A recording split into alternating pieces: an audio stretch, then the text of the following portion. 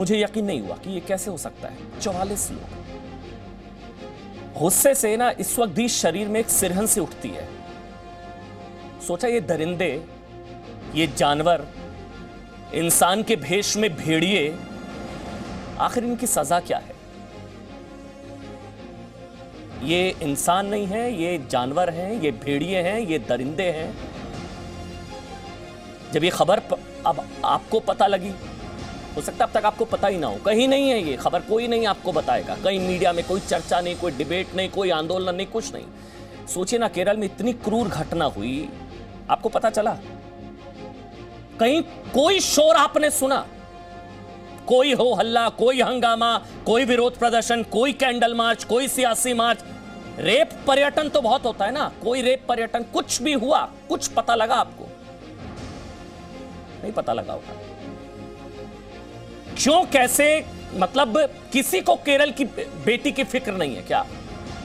केरल की बेटी के लिए कोई इंसाफ या आंदोलन क्यों नहीं निकल रहा है? इतना सन्नाटा क्यों है? आज तक सुना आपने कि मतलब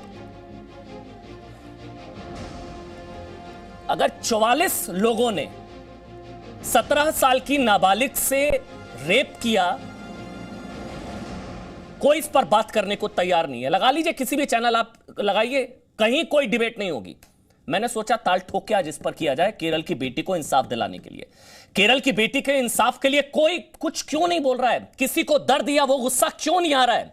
जैसा हाथरस या कठुआ या उन्नाव पर आया था, वहां भी आना चाहिए था, बिल्कुल ठीक, लेकिन यहां क्यों नहीं? केरल की बेटी की क्या गलती?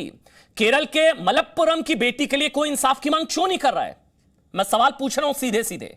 राहुल गांधी सांसद हैं केरल से, केरल के वायनाड से, उसी राज्य से, जो हाथरस पर, याद है मैं वो तस्वीरें, लाठी खाने की एक्टिंग करते हुए नीचे गिर गए थे, मार्च निकाल रहे थे, खुद वहां से सांसद है, वो क्यों चुप है? बेटी बेटी में क्यों फर्क किया जाता है? आप सोचिए ना, उस बेटी की क्या गलती कि वो केरल से है, कोई उसकी बात ही नहीं कर रहा है, कोई उसके लिए आंदोलन नहीं कर रहा है, कोई सड़कों पर नहीं उतर रहा है। राज्य देखकर ये पर गुस्सा आता है क्या? मतलब मोमबत्ती गैंग, लोकतंत्र खतरे में गैंग, सेकुलर गैंग, किसी को केरल की बेटी के लिए इंसाफ नहीं चाहिए। नुपुर शर्मा, बीजेपी की राष्ट्रीय प्रवक्ता, मेरे साथ इस वक्त लाइव जुड़ चुकी हैं। मेरे साथ आपको बता दें, नेशनल कमीशन फॉर विमेन की पूर्व चेयरपर्सन है, वो मेरे साथ हैं, Barkha Singh. Vimla Batham UP women commission से हैं, Vimla Batham UP women commission से मेरे साथ हैं। प्रियंका कक्कड़ हैं, लॉयर हैं, पॉलिटिकल एनालिस्ट हैं। समाजवादी पार्टी से डॉक्टर रोली मिश्रा हैं, स्वागत है आपका। योगिता भयाना और फौजिया राणा कांग्रेस से मेरे साथ होंगे। योगिता भयाना आप जानते हैं, विमेन एक्टिविस्ट हैं, अक्सर महिलाओं की आवाज़ बनती हैं, बच्चियों की आवाज़ बनती हैं। आप सबका बहुत बहुत स्वागत। पूरा महिलाओं का पैनल है, जानबूझकर सोच समझ कर रखा गया। सबसे पहले नुपुर, केरल पे कोई बात नहीं करना चाहता क्यों? या केरल पर इतना सन्नाटा क्यों है? अमन जी नमस्कार, मेरी सभी बहनों को नमस्कार और सभी दर्शकों को। मैं जानती हूँ कि आपने बहुत सोच समझ के पैनल रखा है, लेकिन ये मेरी शिकायत शायद 10वीं 12वीं बारी में इसको रिपीट कर रही हूँ कि महिला सुरक्षा क्या केवल महिलाओं के हाथ की बात है? जब भी हम, और बहुत बारी हमने डिबेट किया है, मुझे ही टीवी पे 12-13 साल होने को आ गए, जब भी हम महिला सुरक्षा के ऊपर कभी डिबेट करते हैं या बातचीत करते हैं तो मर्द कहाँ छुप जाते हैं, कहाँ भाग जाते हैं? सबसे पहला सवाल तो मेरा ये है। दूसरी बहुत अहम बात, जैसे हमारे आदरणीय प्रधानमंत्री जी ने कहा, महिला सुरक्षा के ऊपर राजनीति नहीं होनी चाहिए, राजनीति से परे हटके वो उसके ऊपर की बात है। लेकिन हाँ, जहां पे एक्शन नहीं ले रही सरकार, ढील दिखा रही है सरकार, कल्प्रिट्स को बचाने में लगी है सरकार और अपनी ढिलाई छिपाने में लगी है सरकार, वहां पे जरूर आवाज उठनी चाहिए। तीसरी बात, आपने जो बहुत अहम सवाल पूछा है, आज क्या हो गया? केरला के अंदर वो 13 साल की बिटिया थी जब उसके साथ ये दुष्कर्म शुरू हुआ। ऐसा क्या हो गया, क्या आपने चुप्पी साध ली? और मैं थोड़ा सा रिसर्च कर रही थी, मल्लपुरम डिस्ट्रिक्ट से है और मल्लपुरम का एक हिस्सा तो वायनाड की लोकसभा में भी आता है, ये क्षेत्र उसके अंदर नहीं आता। मैं इतना पूछना चाहती हूँ कि जहां पे आप नाटक करने के लिए, क्योंकि सर पे आपके एक प्रदेश के चुनाव थे और आपने कहीं कास्ट पॉलिटिक्स देखी, तो आप हाथरस के रास्ते में नोएडा के अंदर घास पे लेट गए क्योंकि आपने कहा कि बहन दलित है। ऐसा नहीं था कि वहां एफआईआर दर्ज नहीं हुआ, ऐसा नहीं हुआ कि वहां पे हिरासत में नहीं लिया गया, ऐसा नहीं हुआ कि वहां पे पुलिस कर्मियों को, लोकल एडमिनिस्ट्रेशन को सस्पेंड नहीं किया गया। लेकिन आज मैं इतना पूछना चाहती हूँ कि वहीं पे जब दूसरी दलित बहन के लिए अभद्र भाषा का इस्तेमाल होता है तब चुप्पी साध जाते हैं। और बड़े नेता ने एक बड़ी महिला नेता के लिए अभद्र भाषा का प्रयोग किया था। और यहाँ पे मैं जाना नहीं चाहती जात पात पे और धर्म के ऊपर इस बिटिया के, लेकिन मैं पूछना चाहती हूँ क्योंकि आपके घर के बैकयार्ड के अंदर है और आपको राजनीतिक सहूलियत नहीं है क्योंकि आपके दोस्तों की सरकार चल रही है, तो आप चुप्पी साध जाएंगे? क्या ये किसी की बहन बेटी नहीं? और मैं राजनीतिक बात नहीं कर रही हूं। हर महिला का, हर बहन बेटी बीवी माँ का दर्जा एक सम्मान का होता है, इज्जत का, सुरक्षा का, एक सम्मान का उसकी जगह होती है। लेकिन अगर आप छाती पीटेंगे और रुडाली आंसू बहाएंगे जस्ट बिकॉज आपको कुछ राजनीतिक फायदा नजर आता है, तो इससे ज्यादा आप कहीं ना कहीं अनजस्टिस आप बहन की सुरक्षा और इज्जत के लिए कर नहीं सकते। डॉक्टर रोली मिश्रा, बेटी बेटी में फर्क क्यों, ये सेलेक्टिव आउटरीच क्यों? डॉक्टर रोली मिश्रा समाजवादी पार्टी से।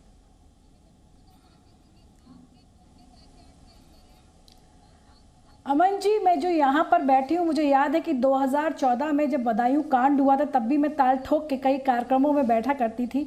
और आज उसके बाद फिर निर्भया हुआ और उसके बाद आज फिर भी स्थिति वहीं पर आकर के रुक गई है। ये बड़ी विडंबना है इस देश की, प्रदेश की, इसके साथ ही साथ वो राजनीतिक पार्टियों की, सभी राजनीतिक पार्टियों की। क्योंकि मैं यहाँ पर आज एक महिला हूँ, मैं उत्तर प्रदेश राज्य महिला आयोग की सदस्य भी 5 वर्ष रही, 19,000 मुकदमे लगभग मैंने देखे।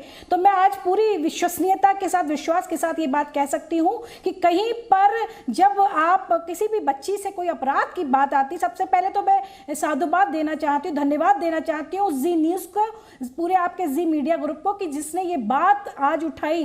क्योंकि कहीं ना कहीं ये बात कहीं पन्नों में दब जाती, कहीं फाइलों में दब जाती और हम तक पहुंच भी नहीं पाती। तो पहले तो आपको साधुवाद अमन जी। दूसरी बात है कि जब आप ये बात बता रहे थे तो मेरे रोंगटे खड़े हो रहे थे। मैं भी 2 बेटियों की मां हूं, मैं भी एक असुरक्षित प्रदेश में रहती हूं जिसको उत्तर प्रदेश कहा जाता है। भारतीय जनता पार्टी की प्रवक्ता अपनी बात रखती हैं, पर जब हाथरस की बात आती है, जब बदायूं की बात आती है तो वो मौन हो जाती हैं। यही इस देश की विडंबना है, यही राजनीति की विडंबना है और यही एक आधी दुनिया की विडंबना है कि जब राजनीतिक बात आती है तो कहीं बेटी को जाति में बांट दिया जाता है, कहीं उसके धर्म की बात होने लगती है, कहीं उसको प्रदेश में बांट दिया जाता है, कहीं उसको भारतीय जनता पार्टी शासित प्रदेश की बात करने लगते हैं, कभी कांग्रेस प्रदेश की बात करने लगते हैं, लेकिन बेटी की बात कोई नहीं करता, बेटी की अस्मिता की बात कोई नहीं करता। तो आज ये वक्त है कि हम बेटियों की अस्मिता की बात करें। मैं भी 15 वर्षों से पैनल में बैठ रही हूं, देख रही हूं कि बेटियों की अस्मिता की बात नहीं होती है। क्यों ना उठाया जाए? क्यों राहुल जी अगर वहां पर जाते हैं, हाथरस जाते हैं, तो वायनाड क्यों नहीं जाते हैं, जो उनकी लोकसभा का एक हिस्सा आता है? बाकी सारे नेता क्यों नहीं इस पर बात उठाते हैं? और अमन जी, एक बहुत बड़ी बात है, केरल में एक हथनी, आपको पता है, एक हथनी को मारा गया था। तो किस प्रकार से राजनीतिक दलों ने बढ़ चढ़ करके बात की थी कि हथनी मार दी गई। लेकिन एक जब बच्ची के साथ इतनी दर्दनाक स्थिति हो जाती है कि एक नाबालिग बच्ची के साथ 44 लोग निरंतर कई वर्षों से बलात्कार कर रहे हैं, डूब मरना चाहिए हम सबको और समस्त राजनीतिक पार्टी की महिला नेत्रियों को कि आज हम इस बात पर खुल करके नहीं बोल पा रहे हैं। मैं तो अमन जी ये कहूंगी कि आपको साधुवाद, और इस बात को आप उठाइए और तब तक उठाइए जब तक कि उस बिटिया को इंसाफ नहीं मिल जाता। मैंने इसके बारे में पढ़ा कि बच्ची को एक बार रेप हुआ, उसके बाद दोबारा उसको बाल गृह में छोड़ा गया, फिर उसके साथ लगातार ये चीजें होती रही। तो ये एक देखने की बात, बहुत बड़ी बात है। बिमला बाथम जी बैठी हैं, इनको पता है किस प्रकार से कानपुर में जो बाल गृह में बच्चियां, उनके साथ भी अत्याचार हुआ। ये आज देखने वाली बात है कि जो बच्चियां कहीं पर रेप विक्टिम होती हैं और बाल गृहों में जाती हैं, तो बाल गृहों से उनकी स्थिति क्या होती है, क्यों उनके साथ बार बार बलात्कार होते हैं, क्यों रक्षक भक्षक बन जाते हैं, क्यों सुरक्षा की बात करने वाले लोग, जहां पर सुरक्षा होनी चाहिए वहां सुरक्षा की भावना होती है। एक बड़ी बात है, बिमला बाथम जी से आप पूछिएगा, मैडम से पूछिएगा, जो लोग आयोग के हम लोग जानते हैं कि किस तरीके से बाल सुरक्षा गृह, बाल संरक्षण गृह, बालिका संरक्षण गृह भी आज सुरक्षित नहीं है और इसका उत्तरदायित्व सरकार का है। जो सवाल दरअसल मैं पूरी तरीके से कांग्रेस की सरकार को दोषी मानती हूं। अगर केरल में घटना हुई है तो राहुल जी से लेकर के वहां के मुख्यमंत्री तक को इसमें हस्तक्षेप करना चाहिए। डॉक्टर रोली मिश्रा, सवाल दरअसल ये है कि आप मुझे साधुवाद दे रही हैं, आपको हाथरस के लिए मुझे नहीं बताना पड़ेगा, आपको किसी और राज्य के लिए मुझे नहीं बताना पड़ेगा, लेकिन केरल के लिए बताना पड़ेगा संभवतः। हो सकता है छत्तीसगढ़ के लिए मुझे बताना पड़े, हो सकता है राजस्थान के लिए मुझे बताना पड़े, हो सकता है झारखंड के लिए मुझे आपको बताना पड़े। राज्य देखकर रेप पर गुस्सा क्यों आता है? आप समझ रही हैं, मैं ये सवाल पूछने की कोशिश कर रहा था, समझने की कोशिश कर रहा था कि राज्य देखकर रेप पर गुस्सा आता है। जो आपका रिएक्शन होता है वो राज्य देखकर आता है कि मुख्यमंत्री कौन है, किसको कितना टारगेट किया जा सकता है, पॉलिटिकली कितना भुनाया जा सकता है, बेटी तो कहीं पीछे छूट जाती है। सही कह रहा हूं मैं प्रियंका कक्कड़? या आपको लगता है कि कम से कम अब राहुल गांधी को जो हाथरस गए थे मल्लापुरम जाना चाहिए, बेटी के परिवार से मिलना चाहिए, या एक मार्च या आंदोलन या केरल सरकार की बर्खास्तगी की मांग करनी चाहिए? बताइए अगर मैं गलत कह रहा हूं तो। नूपुर आ रहा हूं मैं। हर घंटे में 4 रेप होते हैं हमारे कंट्री में, स्टैटिस्टिकली स्पीकिंग। तो अच्छी बात है कि अगर हम हर रेप केस टॉप को, पे कौन सा स्टेट है? टॉप सेकंड पे केरला है। टॉप पे कौन है? बताऊं? टॉप पे कौन है? टॉप पे दिल्ली है? नहीं, आप बताइए। Rajasthan. Rajasthan, that is correct. किसकी सरकार है राजस्थान में?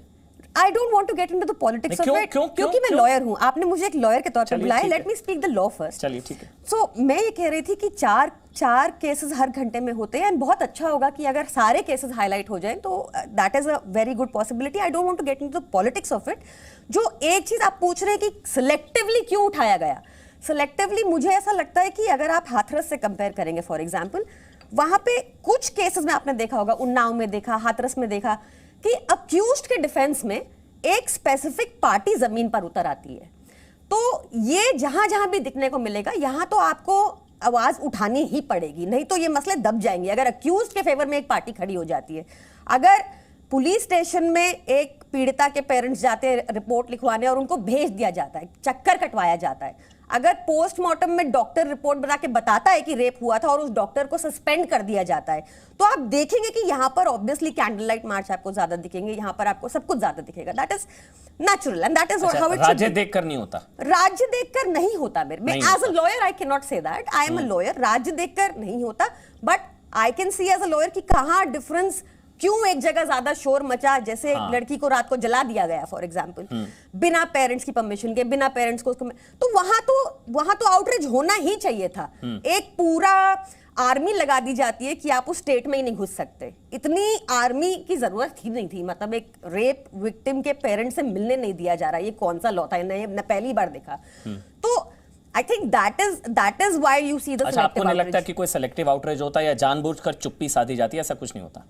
ऐसा कुछ नहीं होता। हर बार मुझे लगता है कि तो फिर ऐसा क्यों हुआ कि केरल के बारे में किसी को पता ही नहीं है? क्योंकि शायद वहां इन्वेस्टिगेशन हुई, शायद वहां रिपोर्ट लिख ली गई, शायद वहां पे अक्यूज्ड के सपोर्ट में कोई नहीं आया। मेरे ख्याल से मेरे को पत्रकारिता में 17 से 18 साल हो गए, मैंने तो नहीं सुना आज तक 44 लोगों पर 17 साल की। ये तो पहला इस तरह का मामला है। क्रेडिट टू यू कि आपने मैटर उठाया। नहीं, मैं कह रहा हूं ऐसा कैसे, कौन सी ताकतें हैं जो दबा देती हैं, पता ही नहीं लगने देती, कोई चर्चा नहीं, कोई कुछ नहीं। ऐसा क्या होता है कि हम हाथरस पर बवाल हो जाएगा, हंगामा हो जाएगा, होना चाहिए, हाथरस की बेटी को इंसाफ मिलना चाहिए। मैं खुद हाथरस गया था, लेकिन केरल की बेटी की क्या गलती कि वो केरल में पैदा हुई, उसकी कोई बात नहीं करेगा?